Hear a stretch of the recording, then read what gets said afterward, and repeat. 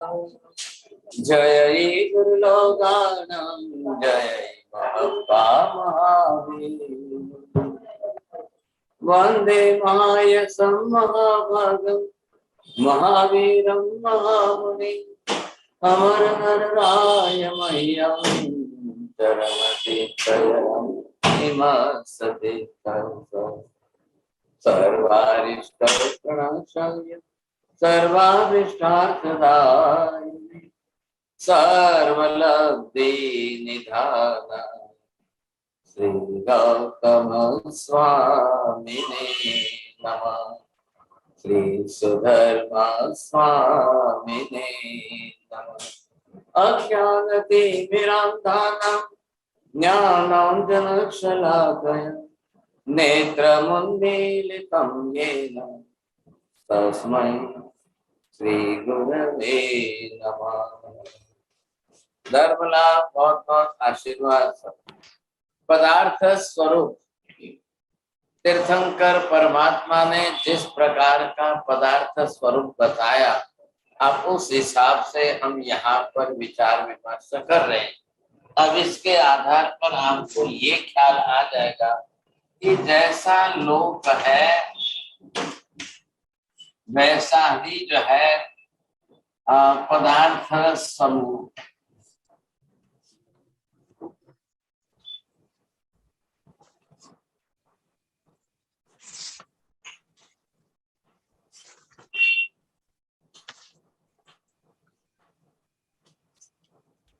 अब दोनों तरफ से आप देख लीजिए, तो यहाँ पर आपको ये भी ख्याल आ गया कि अब आखिर लोक स्वरूप कैसा है और इसको वाइस वर्षा में दोनों में बोलना है ऐसा। अब दोनों तरफ से अगर हम समझ रहे हैं तो ये हमको अच्छी तरह से ख्याल आ जाएगा। तो कैसा है पदार्थ स्वरूप?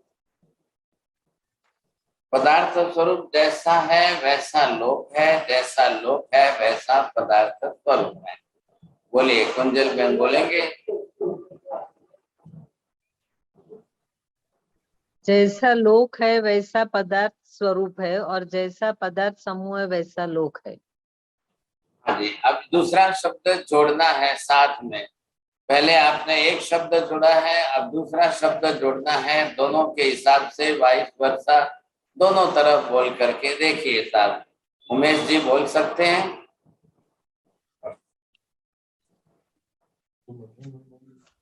चलो कांति भाई बोल के देखिए। पदार्थ समूह है वही लोक है और पदार्थ स्वरूप है वही लोक है। लोक है वही समान पदार्थ समूह है और लोक है वही पदार्थ स्वरूप ही है। वही और वैसा ही। वैसा दोनों में से कौन सा शब्द बोल सकते हैं? देखिए, जैसा पदार्थ समूह है वैसा लोक है, जैसा लोक है वैसा पदार्थ समूह है, जैसा लोक है वैसा पदार्थ स्वभाव है, जैसा पदार्थ स्वभाव है वैसा लोक है। बोलेंगे साहब चारों वाक्य। बोलिए प्रीति बहन। जैसा लोक है वैसा पदार्थ समूह है, जैसा पदार्थ समूह है वैसा ही लोक है, जैसा लोक है वैसा पदार्थ स्वरूप है, जैसा पदार्थ स्वरूप है वैसा ही लोक है। हाँ, तो ये आपको दोनों तरफ से ख्याल आ गया। अब इस तरफ से क्या समझना है वाइस वर्षा के अंदर? अब आपको ये बोलना है मेहता जी ऐसा क्यों है? क्योंकि लोक जो बना हुआ है वो पंचाशी का पदार्थ के समूह का ही बना हुआ है और ये पंचाशी का समूह जो है वो लोक में ही है, इसीलिए दोनों एक दूसरे से एक ही है। दोनों का परस्पर एक रूपता है। तो लोक तो खाली संज्ञा है और किसकी संज्ञा है? पदार्थों के समूहात्मक स्वरूप की संज्ञा है। अब इसी से ही हमको ये ख्याल आ जाना चाहिए कि आखिर जब पदार्थों के समूह की संज्ञा है तो कैसा है जगत, लोक किस प्रकार का कैसा है, ये हमको अच्छी तरह से ख्याल आ जाना चाहिए समझे। तो इधर हमने क्या किया है, दोनों को 22 वर्षा साथ में जब जोड़ दिया आपने, अब ये 22 वर्षा सामने हो गया, तो यहाँ पर आपने ये देखा कि जैसा लोक है, अब ये हो गया लोक, तो सामने अब आप जो है बरोबर देखिए, मैंने दोनों शब्द जो दिए थे उस हिसाब से आप देखेंगे, जैसा लोक है वैसा, अब दो शब्द दोनों तरफ से आपको अब 4 वाक्यों के अंदर बोलना है। राहुल जी बोलिए।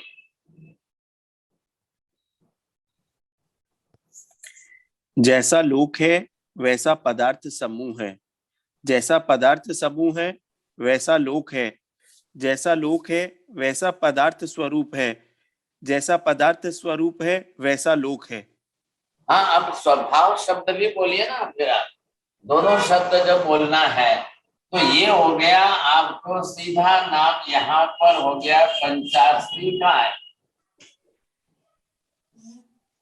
अब इसमें आप क्या देंगे, पंचास्त्री काय स्वरूप और स्वभाव। हाँ जी, अब आपको ख्याल आ रहा है, दोनों में से यहाँ पर हमने ये 2 शब्दों का स्वरूप दिया है और दोनों शब्दों के आधार से हमने ये भी निश्चित किया है। बोलिए माता जी, अब कैसे ख्याल आ रहा है दोनों तरफ का देख करके 22 वर्षा के साथ में? साहब जी, पूरा जगत 5 पदार्थों का या 5 द्रव्यों का समूहात्मक स्वरूप है। अस्तिकायात्मक ऐसे 5 पदार्थों को ही जगत कहते हैं। आपको 4 वाक्य दोनों जोड़ना है एक दूसरे के साथ। लोक का स्वरूप पंचास्तिकायात्मक है। जैसा लोक है वैसा अस्तिकायात्मक 5 द्रव्यों का स्वरूप है। जैसा अस्तिकायात्मक 5 द्रव्य का स्वरूप है वैसा ही लोक है। जैसा अस्तिकायात्मक 5 द्रव्यों का स्वभाव है वैसा ही लोक का स्वभाव है। जैसा लोक का स्वभाव है ठीक वैसा ही अस्तिकायात्मक 5 द्रव्यों का भी स्वभाव है। अब ये बात बरोबर जो है लिख ले कि हम बोलेंगे साहब? प्रवीण भाई कैसे लग रहा है, बोलिए। अभी जो टेम्परेचर है साहब बोल नहीं पाऊंगा। अच्छा चलो ठीक है। हाँ जी बोलिए साहब। योगी बेन शाह बोलना है, हसमुख भाई शाह बोलना है। चलिए साहब, अब यहाँ पर नरेंद्र जी बोरा जी बोलिए। 5 अस्तिकायात्मक स्वरूप है, जो 5 अस्तिकायात्मक स्वरूप है वह लोक है, और जो लोक है जो 5 अस्तिकायात्मक स्वभाव है, और जो 5 अस्तिकायात्मक स्वभाव है वह लोक है। हाँ मेहता जी, आप यहाँ पर 2 में फर्क करिए, स्वरूप में और स्वभाव में क्या फर्क लग रहा है? नहीं, ऐसे तो कोई फर्क नहीं होता है साहब जी, क्योंकि स्वभाव जो रहता है वही स्वरूपात्मक होता है। ऐसा नहीं है, स्वरूप और स्वभाव दोनों में आसमान जमीन का फर्क है। जी, स्वभाव से क्या लेंगे? स्वभाव गुणात्मक होते हैं। हाँ बरोबर है, स्वभाव गुणात्मक होते हैं। स्वरूप में अब आकार प्रकार प्रमाण, आकार प्रकार माप प्रमाण आदि, अब उस हिसाब से वैसा है। और इधर क्या लिया? स्वभाव से गुण लिया है।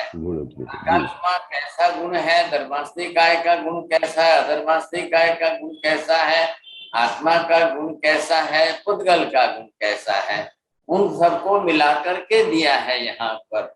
तो सबकी समूहात्मक संज्ञा है, सबका सामूहिक स्वरूप है, तो सामूहिक स्वरूप के हिसाब से आप सेट करिए। बरोबर दोनों आपको ख्याल में आ जाएंगे समझे के लिए।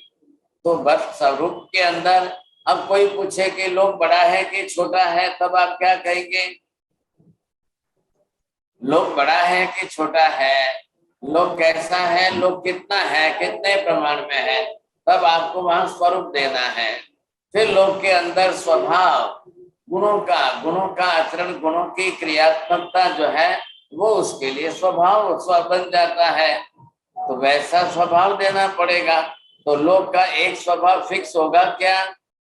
नहीं होगा, पांचों का सम्मिलित स्वभाव है। हाँ साहब आइए, लोक में रह भी सकते हो, गति भी कर सकते हो, स्थिर भी रह सकते हो, लोक के अंदर रूप रंग वाले पदार्थ भी दे सकते हो, और लोक के अंदर ज्ञान दर्शन आदि की चेतना वाले आत्मा को भी आप ऐसे करके आप पांचों पदार्थों का समूहात्मक अस्तित्व स्वरूप बताएंगे साहब, तो ही काम होगा, नहीं तो कैसे होगा? कोई भी कहेगा तो लोग को आप एक ही पदार्थ के आधार पर नहीं बताएंगे कि लोग ऐसा है, खाली एक द्रव्य के आधार पर नहीं बताना है, तो पांचों द्रव्यों के आधार पर बताना है आपको। तो एकांत रूप से हो जाएगा। फिर अगर आप एक ही रूप से बताएंगे तो फिर जो है वो पांचों का समूहात्मक स्वरूप नहीं बताएंगे तो भी नहीं चलेगा। अकेला रूप लोग जो है वो रूपी है क्या, रूप रंग वाला है क्या? नहीं साहब। लेकिन रूप रंग रहित है क्या? नहीं साहब। तो लोक के अंदर आकाश धर्मस्थिकाय अधर्मस्थिकाय आदि कैसे पदार्थ हैं, जैसा पदार्थ स्वरूप है वैसा आपको बताना है। तो लोक के अंदर लोक स्वयं कैसा है? अरूपी है, लोक में रूपी पदार्थ है। दोनों तरफ से आपको बात बैठानी पड़ेगी। अब इस तरह से हमको ये ख्याल आ गया, तो आप इन दोनों के अंदर से जब ये समझ जाएंगे तब आपको ख्याल आएगा पदार्थ ही जगत के अंदर कैसे है। अब ये पदार्थों का ही हमने विभाग कर दिया, तो एक विभाग उसके अंदर अजीव का हो गया, एक विभाग जीव का है। अब जीव द्रव्य ज्ञान दर्शनात्मक है, अजीव द्रव्य अपने अंदर ज्ञान दर्शनात्मक नहीं है। अब अजीव द्रव्य ये कैसे है? इसमें आकाश भी है, इसमें धर्मास्तिकाय है, अधर्मास्तिकाय है और पुद्गल है। अब आकाश द्रव्य को आपने अपनी तरफ से जिस विभाग में विभाजित किया है, अब इसमें आप कैसे करेंगे साहब? ये एक ही विभाग अलग चलेगा और ये ग्रुप अलग बन गया। ये चार जो है अरूपी है और ये एक ही रूपी है। आ गया ख्याल में आपको? एक ही पदार्थ रूपी है। तो जगत कैसा है?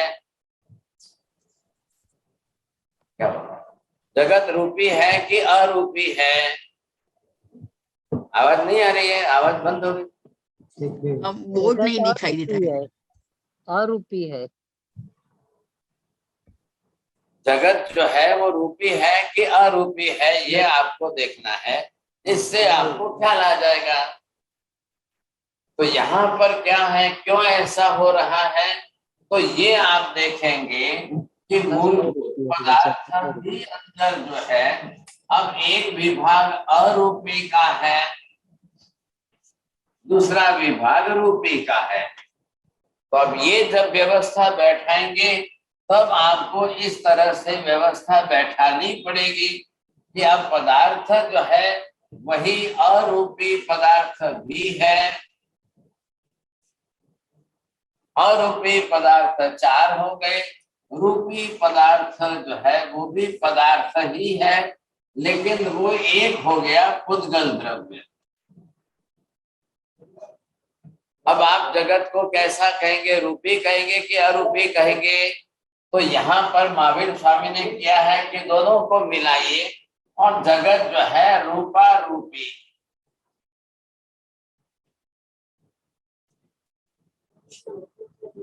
हाँ जी, अब क्या अर्थ समझ में आया? जगत सिर्फ रूपी ही नहीं है, जगत सिर्फ अरूपी ही नहीं है, जगत रूपा रूपी है। रूपी पदार्थ भी है, अरूपी पदार्थ भी है, तो दोनों का मिला हुआ सम्मिलित स्वरूप, ये जो आया स्वरूप सामने, जगत रूपा रूपी दोनों प्रकार का है।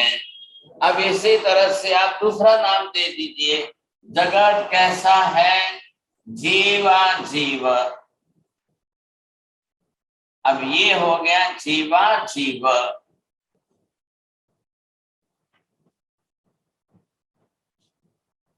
अब कैसा है देखिए, जगत सिर्फ जीव है, जी नहीं, जगत अजीव है, जी नहीं, कैसा है? जगत जीवा जीव स्वरूप है, जीव भी है अजीव भी है, ऐसा स्वरूप है। अब ऐसे शब्द कितने बनेंगे साहब? मूर्त है कि अमूर्त है? मूर्ता मूर्त स्वरूप भी है। मूर्त सिर्फ कौन है? तो पदार्थ के हिसाब से आपको बैठाना है। अब ये क्या हो गया, व्यवस्था किस तरह से हो गई? अब पदार्थ दो प्रकार के हो गए, अमूर्त और ये हो गया मूर्त। तो मूर्त में सिर्फ एक पुद्गल ही मूर्त है और ये चार जो है अमूर्त है। आकाश भी आ गया, धर्मास्त्री काय भी है, अधर्मास्त्री काय भी है, आत्मा भी है। अब ये चार जो है अरूपी पदार्थ अमूर्त है। अब आप जगत के लिए शब्द जोड़ दीजिए, जगत कैसा लग रहा है आपको? अब आप बोलेंगे जगत मूर्ता मूर्त है।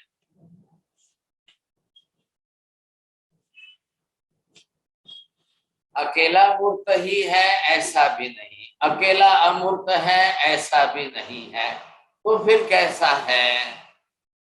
मूर्ता मूर्त स्वरूप है, जीवा जीव स्वरूप है, रूपा रूपी स्वरूप है। इस तरह से आपको दोनों को साथ में बोलना है, तो ये ख्याल हमको आ जाएगा। अब इसके आधार पर आपको क्या पहचानना है? पदार्थ। आधार किसका है?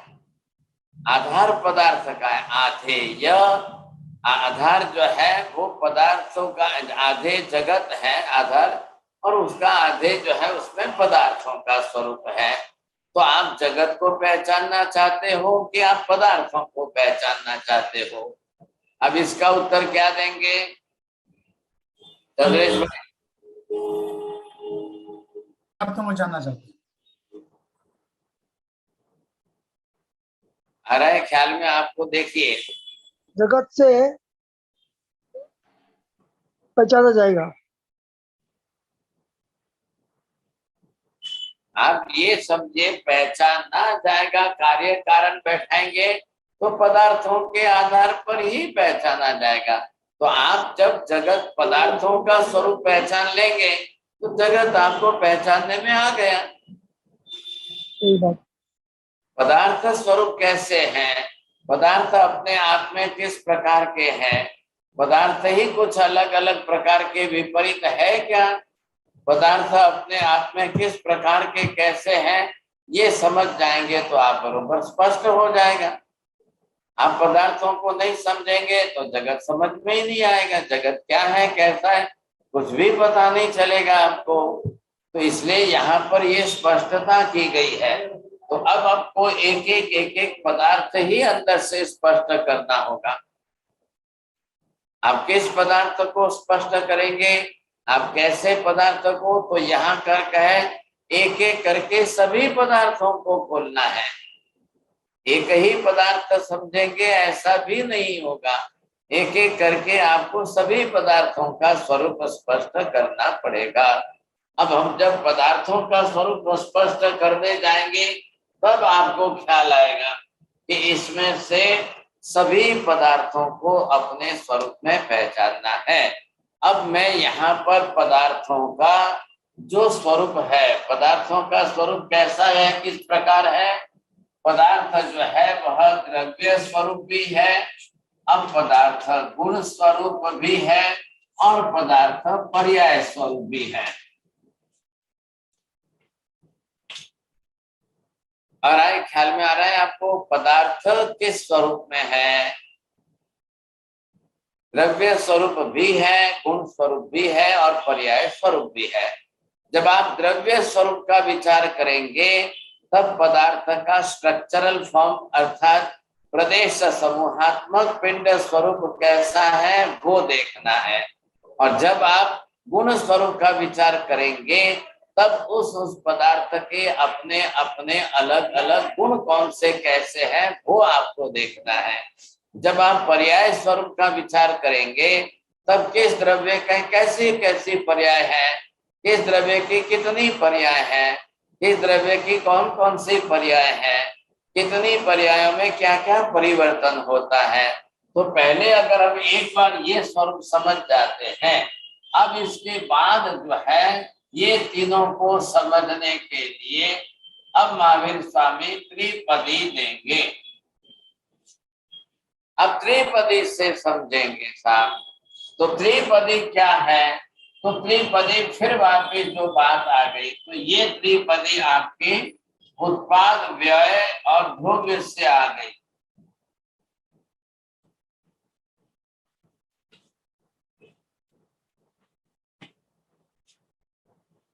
अब त्रिपदी जो है इन तीनों स्वरूप से आई है। तो त्रिपदी के अंदर पदार्थ का उत्पाद स्वरूप क्या है, व्यय स्वरूप क्या है, ध्रुव स्वरूप क्या है, अब ये आपको समझना पड़ेगा। ये समझने के लिए त्रिपदी का माध्यम लेना पड़ेगा। अब आ रहा है आपको ख्याल में? त्रिपदी अपने आप में पदार्थ नहीं है, लेकिन मूलभूत पदार्थों को समझने की एक पद्धति है। मीना बहन बोली, मैंने क्या बताया है? त्रिपदी अपने आप में पदार्थ स्वरूप नहीं है, लेकिन उसके मूलभूत कारण को समझने के लिए हमने पदार्थ स्वरूप बताया है। त्रिपदी अपने आप में स्वयं पदार्थ नहीं है, लेकिन पदार्थों को समझने की, जानने की एक मेथड, पद्धति है। बरोबर समझिए आप? कुंजल बहन बोलिए। त्रिपदी कोई पदार्थ नहीं है, मगर मूल पदार्थ को समझने की पद्धति है। हाँ जी, आप बोलेंगे श्वेता बहन? त्रिपदी जो है पदार्थों को समझने की एक पद्धति है, लेकिन पदार्थ तो द्रव्य गुण पर्यायात्मक ही है। ત્રિપદી પોતે પોતાનામાં એક પદાર્થ નથી, પણ પદાર્થને સમજવાની એક પદ્ધતિ છે। परंतु पदार्थ द्रव्य गुण पर्यायात्मक अच्छे आ रहे ख्याल में आपको? तो अब आपको क्या करना पड़ेगा कि इन सब को समझने के लिए ये हो गए 5 पदार्थ। अब पांचों पदार्थों को आप जो है पहले कितने 3 द्रव्य स्वरूप, गुण स्वरूप और पर्याय स्वरूप, इन तीनों तरीके से समझने पड़ेंगे। अब ये स्वरूप हो गया, अब इसको 3 से वापस गुणाकार करिए तो ये त्रिपदी के कारण गुणाकार करके आपको उत्पाद, व्यय और द्रव्य रूप में समझने पड़ेंगे। अब ये तरीका करते करते हमको इतना गणित बैठाना पड़ेगा। अब इतना हमारा जो है आप जो देख रहे हो, इतना ही पूरा जो है 12 महीने का कोर्स है, 1 साल भर का कोर्स, इतना ही समझना है आपको। ये इस क्लास की बात चल रही है, पर्टिकुलर इस क्लास की। अब इसमें सब आ गए। अब लास्ट में हम जोड़ेंगे, इसके बाद में हम काल को जोड़ेंगे। तो क्यों ये हम मेहनत कर रहे हैं, क्यों समझ रहे हैं? इतनी मेहनत के लिए, इतने विषय को समझने के लिए 1 साल भर तक आप मेहनत करो। 1 साल भर तक आप इसको समझते जाओ, समझते जाओ, समझते जाओ। अब वो मेहनत तो करनी पड़ेगी। आखिर भगवान तो केवल ज्ञानी है, और भगवान ने तो केवल ज्ञान से सब कुछ बताया है। भगवान ने क्यों बताया? भगवान ने केवल दर्शन से सब स्पष्ट देखा है, इसलिए केवल ज्ञान से जाना है। अब वो सूत्रक ज्ञान में उपदेश दे करके भगवान हमको बता रहे। अब हमारे लिए क्या जरूर है, पूरे आकाश को समझने की, जानने की क्या जरूर है? अगर नहीं जानेंगे तो आपका ज्ञान मिथ्या रह जाएगा, असत्य रह जाएगा। उल्टा जानोगे तो ज्ञान उल्टा रह जाएगा आपको, और उल्टा ज्ञान रहेगा तो सम्यक ज्ञान नहीं होगा, तो सम्यक दर्शन नहीं होगा। ज्ञान मिथ्या रहेगा तो श्रद्धा भी नहीं होगी, मिथ्या तो ही रहेगा आपका। तो फिर कभी भी आपका मोक्ष भी नहीं होगा, कभी आत्म कल्याण भी संभव नहीं होगा। क्या जरूर क्या है हम नहीं, वो आपके अक्षर नहीं दिखाई दे रहे।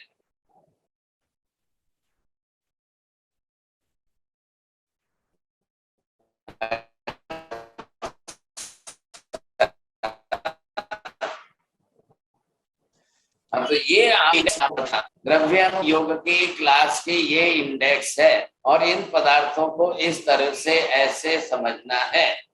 अब ये तो इसी तरह से चलेगा, विषय ही ऐसा है, एक एक पदार्थों का स्वरूप चलेगा सब। अब मैं यहाँ पर पांचों पदार्थ, ये 5 द्रव्य जो है, अब उनका द्रव्यात्मक स्वरूप जो है वो आपको देखना है।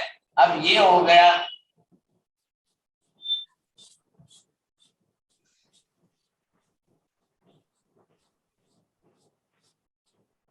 ये है आत्मा का स्वरूप। अब ये जो है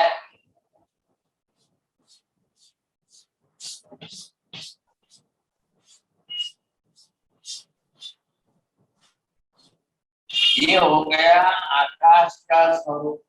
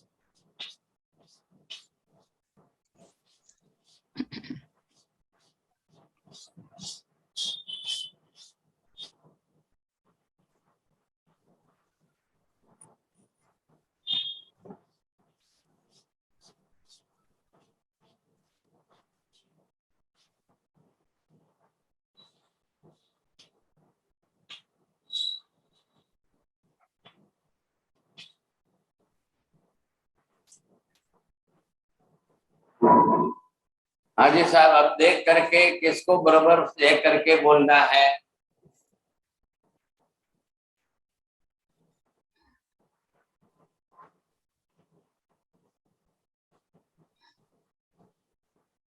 बोलो चौरडिया जी, बोल सकते हैं आप? देखिए क्या दिखाई दे रहा है बोर्ड पर।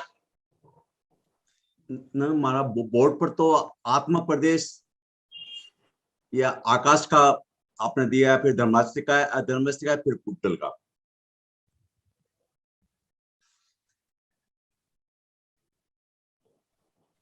मैंने सबके बोलिए सर, अब आपको क्या लग रहा है, कैसा? माता जी बोलेंगे आप देख करके।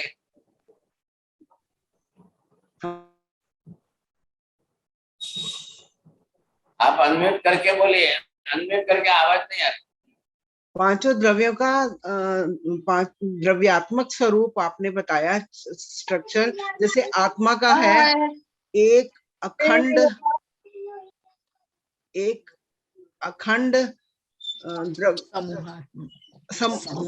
असंख्य प्रदेशात्मक अखंड समूहात्मक स्वरूप। आप रसीला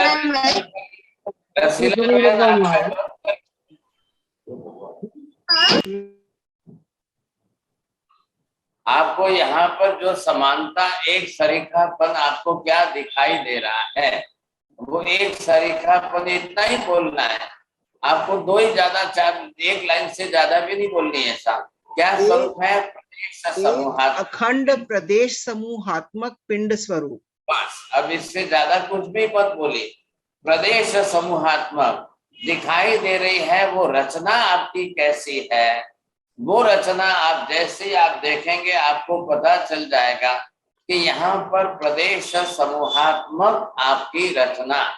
अब यहाँ पर एक एक करके सभी पदार्थ, तो सब पदार्थ आ गए इसमें, तो सबके अंदर एक सरीखी समानता क्या है? द्रव्यात्मक स्वरूप की समानता है प्रदेश समूहात्मक पिंड स्वरूप। बस अभी इतनी बात हमको करनी है।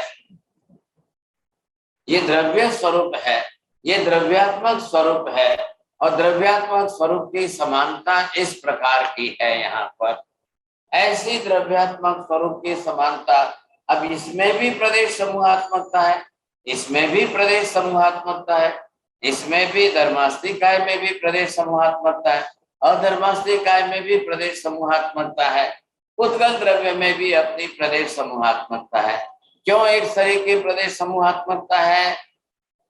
राहुल जी बोलेंगे, आपको क्या समझ में आ रहा है?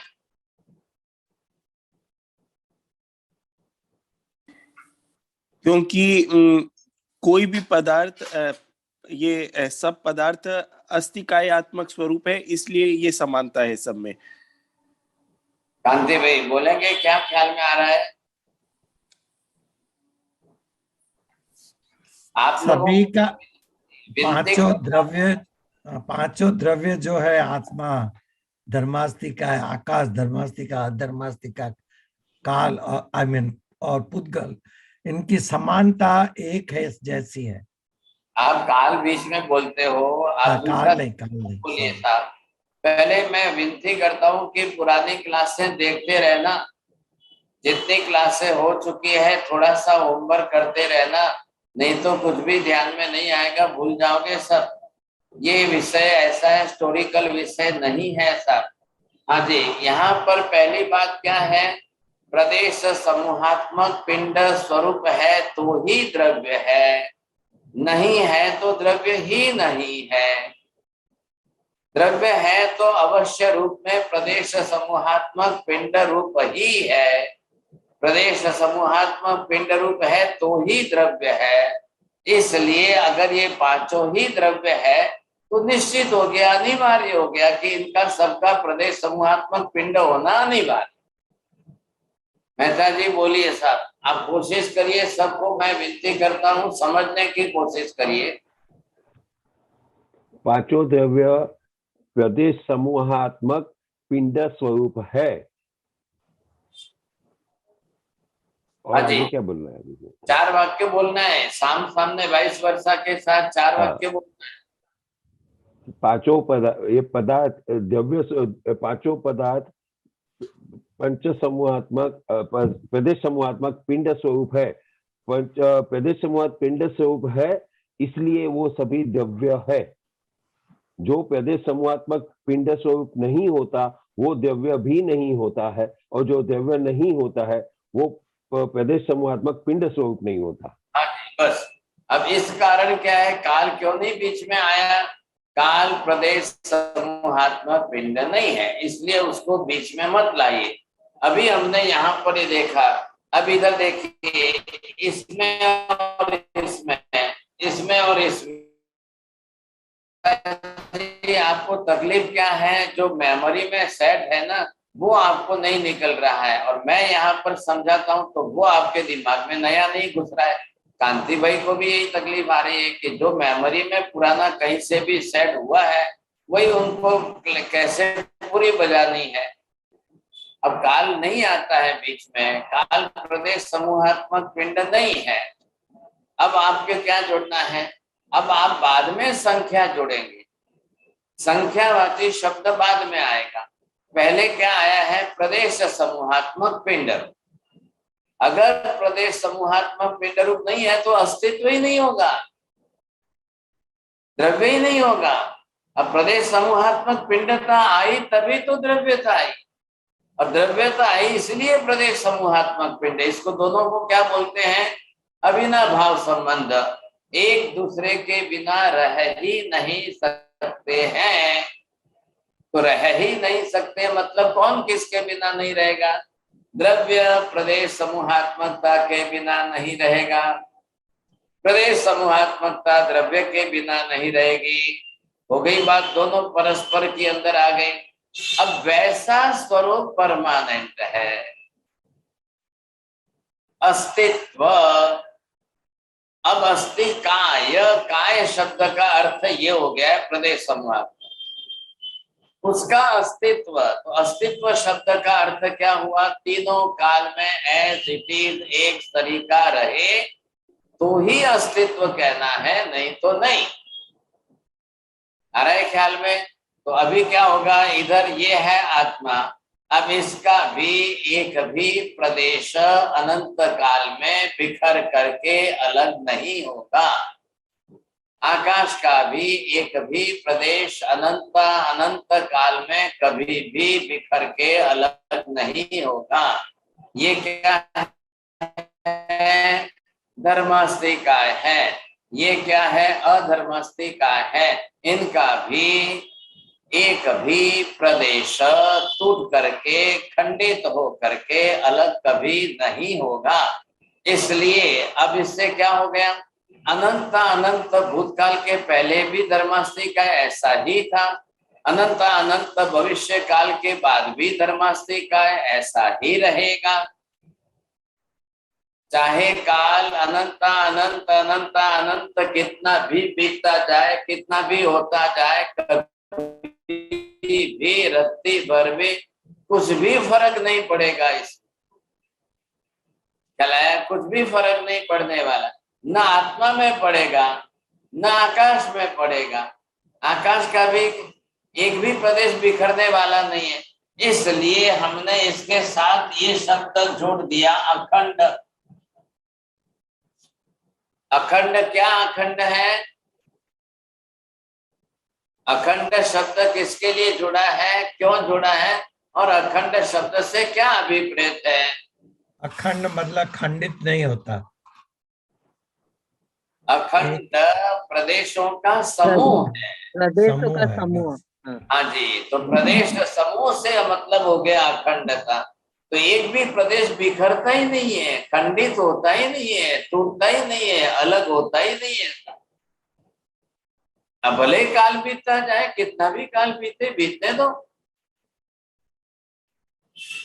अब आत्मा तो जाएगी ना, नरक में जाएगी, स्वर्ग में जाएगी, हाथ पैर काटेंगे, वहां तो तिर्यंच गति में जाए, पशु पक्षी बने, घोड़ा गधा बकरा हाथी ऊंट बैल बने, गाय भैंस बनेगा तो नरक महावीर तिर्यंच गति में जाकर जन्मेगा तो कत्ल खाने के अंदर तो कसाई काटेंगे ही काटेंगे। कितनी बार कटे हैं हम, आज दिन तक में अनंत बार हम कत्ल खाने में कट चुके हैं। आज दिन तक अनंत बार हम नरक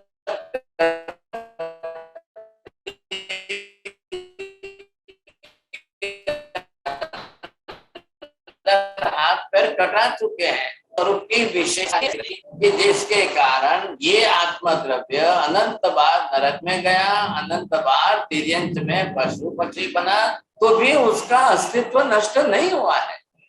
क्यों नहीं हुआ? कि एक भी प्रदेश तो कटा ही नहीं है, एक भी प्रदेश तो खंडित हुआ ही नहीं, एक भी प्रदेश बिखरा ही नहीं है। ये विशेषता इसकी बनी रही है।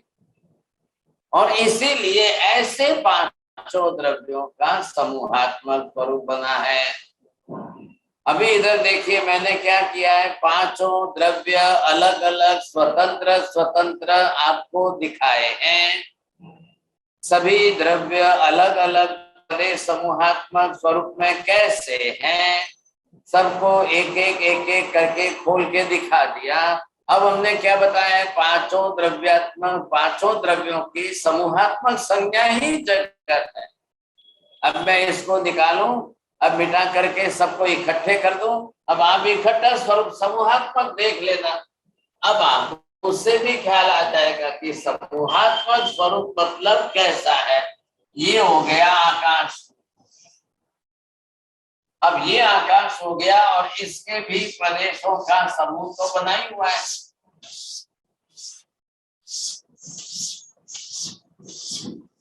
अब जो स्वरूप है वो तो है ही है, इसमें से कोई बदलने वाला तो नहीं है।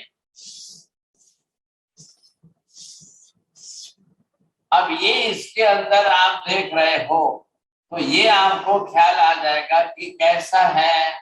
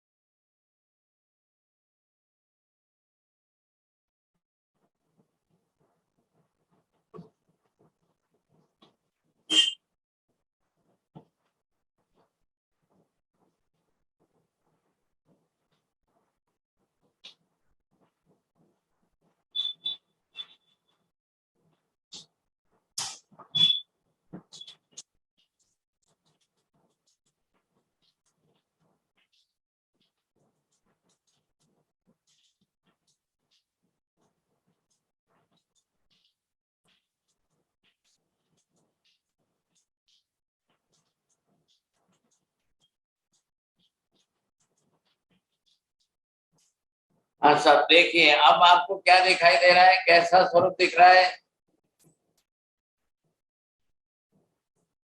अब जो अलग अलग थे सबको मैंने इकट्ठे करके एक कर दिया है, पांचों एक साथ में मिल चुके हैं सब। जिनल बहन पढ़ेंगे, आप एक एक अलग अलग करके देखिए। जी जी साहब जी, ये पांचों समूहात्मक स्वरूप हो गए। जैसे कि आकाश आ गया, फिर धर्मास्तिकाय साहब जी, अधर्मास्तिकाय, जीवास्तिकाय और पुद्गलास्तिकाय।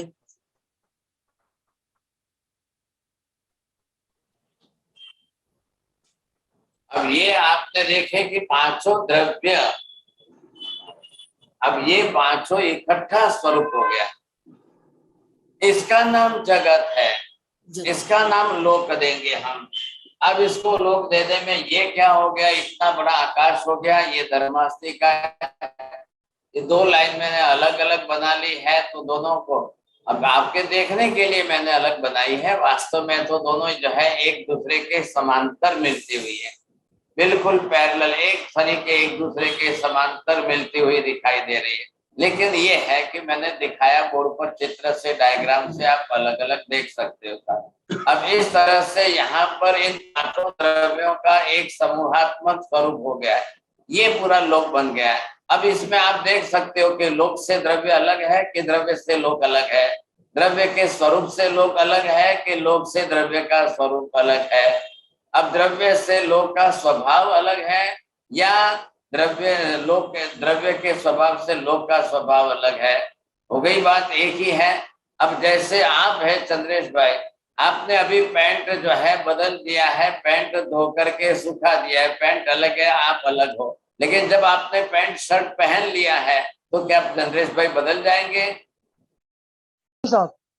आपका ही कपड़ा है, आपका ही पैंट शर्ट है, आपने लेकर वापस पहन लिया है। जो अब अलग अलग थे तो दोनों अलग दिखा दिए थे, अब दोनों इकट्ठे होकर के एक स्वरूप में बन गए, तो वो भी आपको ख्याल में आ गया कि दोनों एक स्वरूप में इकट्ठे होकर के कैसे हैं।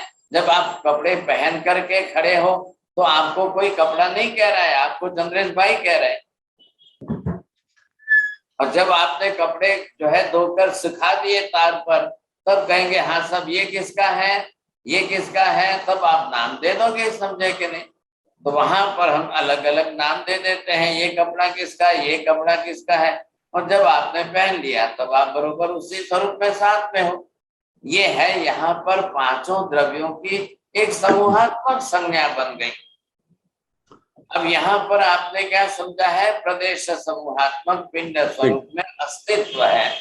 अब आप क्या करो, उसमें हम जब नेक्स्ट क्लास में हम अलग अलग संख्या देख लेंगे, संख्या किसकी कम ज्यादा है तो बड़ा है, स्वाभाविक है, उससे हमको स्पष्टता और आ जाएगी, ख्याल आ जाएगा फिर कैसा स्वरूप है। अब आपने अखंड शब्द दिया तो अखंड शब्द जोड़िए साहब। अब पूरा लोक अखंड है, एक एक द्रव्य अखंड है, एक एक द्रव्य अखंड है इसलिए पूरा लोक अखंड है, और पूरा लोक अखंड है इसलिए एक एक द्रव्य अखंड है। तो अनंत अनंत काल में भी कभी खंडित तो होना ही नहीं है। क्या खंडित होना है, खंड क्या होना है, एक प्रदेश अलग होवे तो खंडित होगा। जब एक भी प्रदेश अनंत अनंत काल में खंडित होगा ही नहीं तो अखंडता बरोबर बनी रहेगी। तो फिर दुनिया के अंदर अन्य कोई भी उसको ऐसा क्यों कहते हैं कि नहीं ये तो खंडित होता है, ये तो नष्ट भी होता है, नष्ट करने वाला है, तो वो 1 मिनट में नष्ट भी कर देगा, और फिर न उत्पन्न करने वाला है तो वो तो पूरी दुनिया को उत्पन्न भी कर देगा, नष्ट भी कर देगा। कब करेगा, कब करेगा कि कोई तारीख वार नहीं है साहब। जब ऊपर वाले की मर्जी हो जाएगी कि हाँ साहब चलो अब दुनिया का प्रलय करके समाप्त कर दो, तब कर लेगा। फिर कब वापिस उत्पन्न करेगा, बोले ऊपर वाला की मर्जी है, जब उसकी इच्छा होगी तब फिर वापिस उत्पन्न कर लेगा। अरे भाई ये इच्छा के कारण होता है क्या, जब इच्छा हो जाए तब उत्पन्न हो जाए, जब इच्छा हो जाए तब नष्ट हो जाए, हमारी इच्छा से क्या चलेगा। यहाँ पदार्थ ही वैसे है, अखंड प्रदेश समूहात्मक पिंड है, तो फिर नष्ट होने का सवाल ही कहाँ आता है, फिर उत्पन्न करने का सवाल ही कहाँ आता है। तो हम उस मिथ्या मान्यता में न जाएं, ऐसी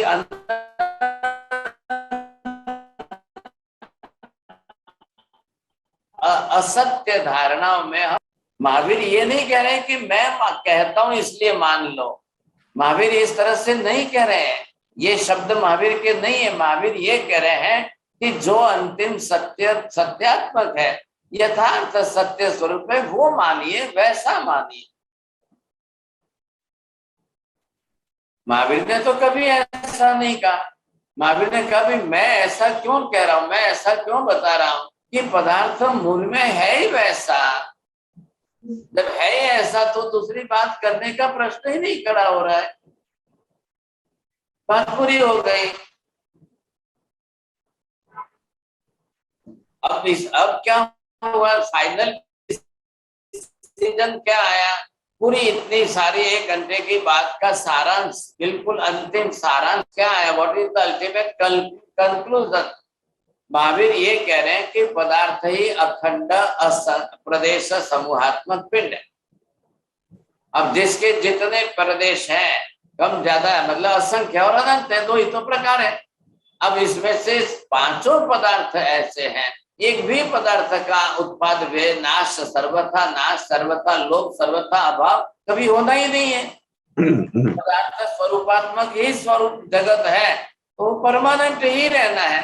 और ऐसे परमानेंट प्रदेश समूहात्मक पिंड रूप जिसका अस्तित्व है वो परमानेंट है, तो उसका उत्पन्न करने का, उसका सर्जन करने का, उसका प्रलय करने का, उसका नाश करने का, सर्वनाश करने का कोई प्रश्न कभी खड़ा ही नहीं होता है। तो फिर वैसे किसी को हम उत्पन्न करने वाले को ईश्वर माने, नष्ट करने वाले को ईश्वर माने, ये बात आई कहां से, ये बात खड़ी नहीं होनी चाहिए, आनी ही नहीं चाहिए साहब। फिर हम जो है असत्य को पकड़ के बैठे, मिथ्या धारणा बना के रखें, और फिर उन्हीं को जिंदगी भर हम ईश्वर माने। फिर उन्होंने ऐसा कहा है कि सृष्टि उत्पन्न होती है और नष्ट होती है, ये मान्यता धारणा बना के रखें। हमको इस असत्य के मिथ्या चक्र में, दलदल में, कीचड़ में फंस करके नहीं रहना है, हमको इसमें से बाहर निकलना है। ये स्वरूप समझना है। फिर भगवान कैसे हैं? भगवान का इस जगत के साथ में कोई संबंध ही नहीं है। ईश्वर का इस जगत के समूहात्मक स्वरूप के साथ कोई संबंध ही नहीं है, कोई लेना देना नहीं है। और ईश्वर की शक्ति सत्ता इसके में कोई संबंध नहीं रखती है। अच्छे कंक्लूजन के रूप में आप समझ लीजिए, पदार्थ आपके सामने स्पष्ट हो गया। हाँ साहब, मेरे को ध्यान नहीं रहता है, समय आगे चला गया। बोलिए, प्रश्न पूछना है। बीच बीच में कोई शब्द मिस हो रहे थे, तो पता नहीं रिकॉर्डिंग में आएगा ऐसा क्या? क्या बोला? आवाज नहीं आई। आज कोई दूसरी डिस्टर्बेंस, बीच बीच में डिस्टर्बेंस आ रहा था, तो सुनाई नहीं देते थे कई वर्ड्स, इंपॉर्टेंट वर्ड्स। पता नहीं रिकॉर्डिंग में हो जाएगा ये प्रॉब्लम तो क्या? एनीवे, इलाबेन, हाँ जी, चलिए। मुझे ये आपने जो ड्राइंग किया है ना महाराज साहब, हेलो हेलो, हाँ कांति भाई, आपकी आवाज सुनाई देती है। नहीं, महाराज साहब को सुनाई दे रही है? हाँ, सबको बोलिए। अच्छा, वो जो आपने जो पिक्चर है ना, आपने जो ड्रॉ किया है, उसमें वो सिद्धशिला की अवस्था क्या हो जाती है उसमें? ये है सिद्धशिला यहाँ पर। हाँ, तो इसमें स्थिति क्या हो जाती है पदार्थ की? 5 काल की अस्थिति। सिद्धशिला इसी का अंग है, सब इसके अंग है। अभी इसके अंदर की स्टडी करेंगे तो एक एक डिटेल करके हमको स्टडी करेंगे, 1 साल भर लग जाएगा। और फिर कहाँ सिद्धशिला है, कैसे सिद्धशिला है, वो समझना हो तो एक नई क्लास की सीरीज चालू करनी पड़ेगी, जैन कॉस्मोलॉजी। अब उसमें कहाँ क्या क्या क्या क्या वो ज्योग्राफी, भूगोल, खगोल सब आएगी तब। अभी हमारा क्या चल रहा है? द्रव्यानुयोग का स्वरूप चल रहा है। बोलिए साहब, राहुल जी बोलिए। हाँ, मथिन वंदामी साहब जी, जैसे जीव अनंत है तो आकार धर्मास्तिकाएं अधर्मास्तिकाएं भी अनंत है या एक ही है? धर्मास्तिकाएं एक द्रव्य है, अधर्मास्तिकाएं एक द्रव्य है, आकाश एक द्रव्य है। सिर्फ आत्मा की संख्या अनंत है, पुद्गल के परमाणुओं की संख्या अनंत है। अच्छा, और आपने पुद्गल की शेप ऐसे रेक्टेंगल बनाई है?